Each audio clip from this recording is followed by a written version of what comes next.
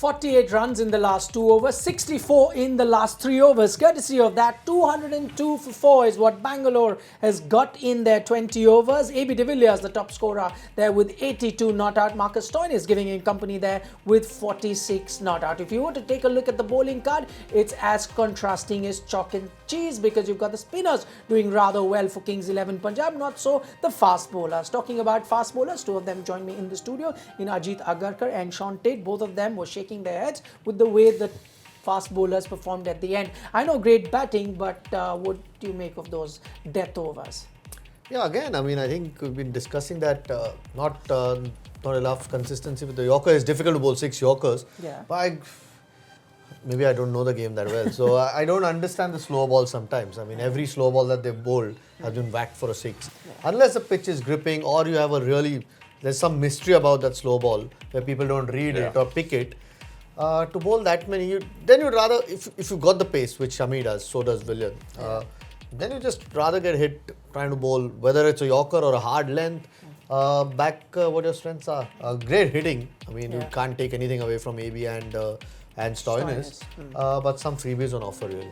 I would love to see those stats, how many runs have gone in slower balls across this IPL. That'd be an interesting reading. But Sean, just going back with the way the 2 bowlers that we're talking about in Shami and Willian, the surprising bit here is that they hurt today, but they've been good at this IPL, so it's surprising that it's just happened in this game. I mean, we all know it's a tough gig, bowling to death, especially, AB de Villiers and Stoinis at the other end. Yeah. These guys are good hitters of the ball, but they just bowled so many slot balls.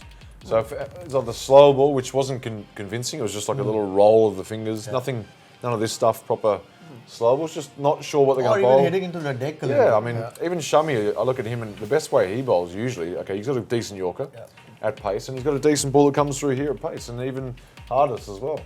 Just stick to, if you can't hit your Yorkers and you're not sure about slow balls, just stick to a strength that you know and back it in. Even if it goes for runs, the other team have to have their go as well.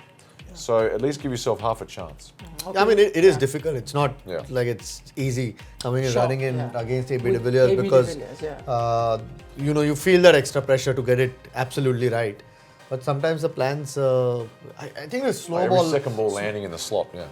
Yeah, I mean, grounds like Chennai, Rajasthan, where they're slightly bigger, you think about slow balls a little bit more, but these grounds, I think, just try and bowl your best possible ball.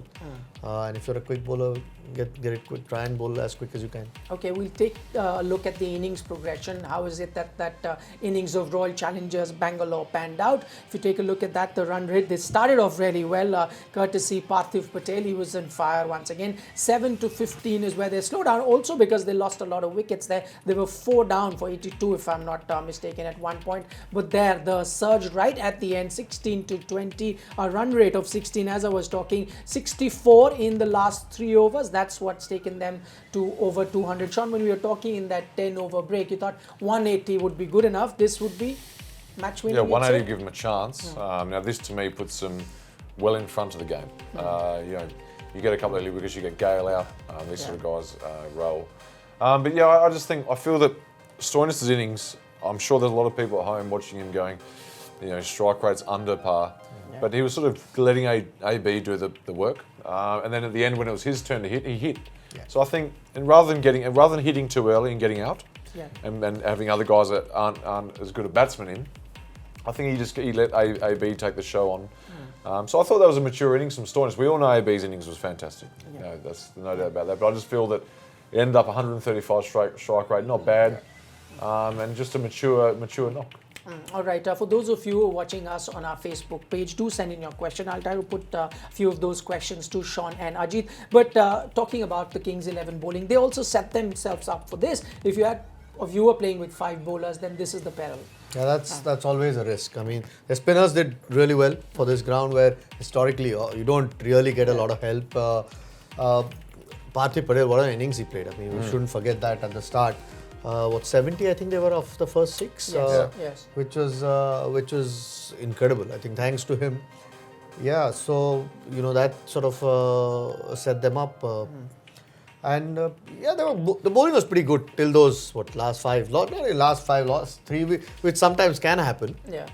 When AB's done it on numerous occasions, and Stoinis giving them the perfect finish in that last over. So Yeah, you've got to give credit. I think sometimes it's difficult. At Bangalore, we've seen a lot of the times once someone gets going, it's very difficult to stop. Doesn't matter what sort of bowling you have. Some of the top T20 bowlers have struggled on this ground.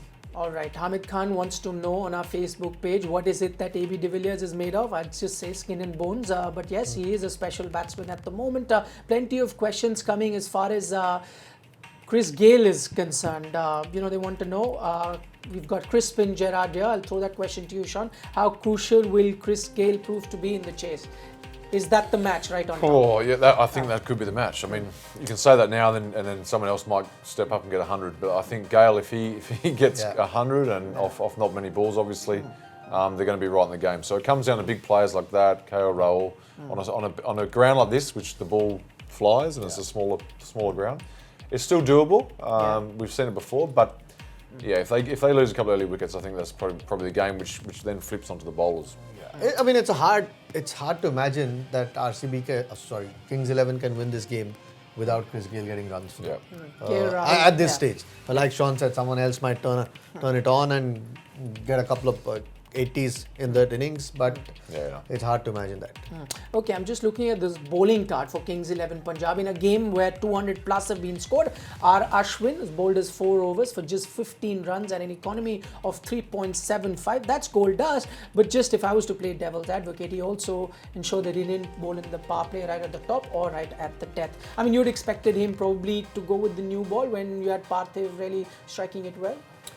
Yeah, strange. I think he's done it quite a few times this tournament. From someone senior, when things are going away, it's fine. You don't need to. But when they're not, maybe there was a case like today, and there've been a couple of other games where he could have come and bowled in the power play, but he's still done a job bowling in the middle of the innings, which game was really well in control. Didn't look like they'd get more than 175, but for that finish. So, no, I think that's still a terrific performance from a spinner on a ground where it's difficult to bowl. Ashish has a question which is related to that. Sean, I'll throw that to you. He reckons maybe Ashwin versus AB de Villiers. AB de Villiers at the beginning isn't very good. Maybe Ashwin should have attacked a bit more. Yeah, I mean, possibly, absolutely. I mean, obviously, and now you look at it after the Quicks. I mean, I thought that this would have been better wicket for the Quicks to bowl. Okay, it's tough. It's tough for either way, but I just had a feeling that tonight would have been, with Rajput and these guys, that Ashwin would have thought, no, I'll be okay, I'll bowl my overs here, and the other guys, we've got some good seamers, and they can do the job. But even, Rajput, he was missing a step. He was missing a beat tonight. He was sort of just ambling in, bowling these slower balls, rather than hitting the track hard with conviction. I think a lot of their bowlers did that tonight. You reckon there could be some fitness issue with him? Because we saw him miss a few games. We don't know whether he was fit or not. But as Sean is saying, we've seen him in the past run really fast, bowl at 150 clicks sometimes. Not so much. We don't know whether there's a fitness issue. Sometimes it's just rhythm. You don't quite find it on the night. And Parthiv played a real blinder. And then when somebody puts pressure on you with the way Parthiv batted, it then becomes a little bit difficult in T20 cricket to get it back quickly enough. So hopefully this doesn't continue. Tough day, you move on and try and get better the next one. All right, Gayaz Ghazi has been sending that question again and again. He's requesting me please take that question. Should Kohli start with spin? Sean, I'll throw that to you with Gayle on crease. He's got Washington Sundar this time in his team. Yeah, I mean, you could. At the same time, if Gayle, if he's in the mood, he can take down spin early as well. So, I mean, the other option is, get your seamers to bowl through that good length there. Gayle tends to take his time the first few overs. So if you can whoever you bowl, if you can get them to bowl on the right lengths and keep Gayle tight for the first 4 or 5 overs, and then you happen to get a wicket, the game's done. But if Gayle gets going early, it could change things. So that's a good question. It could go either way. Yeah, I mean, couple of things. He could either try and see if Saini with his pace can get one early, get one right early, or and Saudi to swing it back into Gayle, or and see if that works in the first couple of overs. If it doesn't, can then bring the off spinner because he's got 2 seamers who can, if they get it right, have a chance of getting a wicket. So, like Sean said, he could go either way. I'd give Saudi a chance. with signing. Swing a bit. All right, it'll be an interesting game as we were talking about. 202 at the moment does look an imposing total, but then you must remember Dale Steyn isn't playing this match. That's all that we could pack into this particular show. We'll see you at the end of the game. You're watching ESPN Cricinfo Matchday.